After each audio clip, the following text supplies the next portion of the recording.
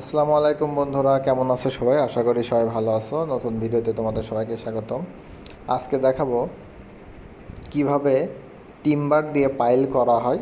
এটা আজকে তোমাদের দেখাবো। দেখো, এগুলোকে সব হচ্ছে টিম্বার মানে কাঠ।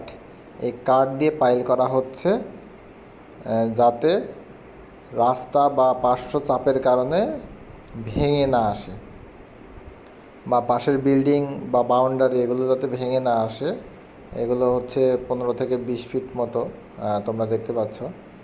এখানে পাইল করা হচ্ছে। এই যে ধীরে ধীরে ধীরে ধীরে হ্যামারের সাহায্যে এটা পাইলগুলো গাছের গুঁড়ি কত সুন্দরভাবে ভিতরের দিকে ঢুকিয়ে দেওয়া হচ্ছে, এবং গাছের গুঁড়িকে অনেক সুন্দরভাবে চোখা করে নেওয়া হয়েছে মাথার দিকে।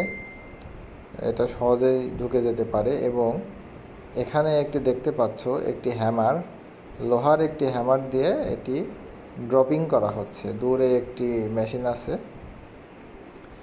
ডিজেল চালিত মেশিন। এই মেশিনের সাহায্যে রশিটিকে আপ ডাউন করা হচ্ছে। এবং এই যে ভিতরে একটি দেখতে পাচ্ছ, একটি হচ্ছে একটি রড।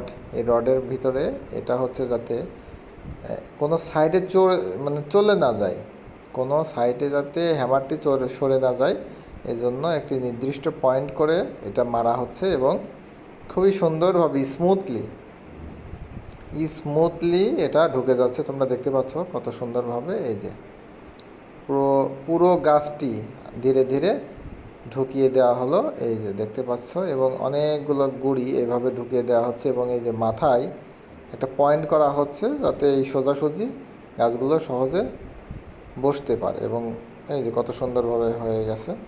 তো ভিডিওটি কেমন লাগলো অবশ্যই কমেন্ট করে জানাবে, এবং তোমাদের যদি কোনো প্রশ্ন থাকে করবে। ধন্যবাদ সবাইকে।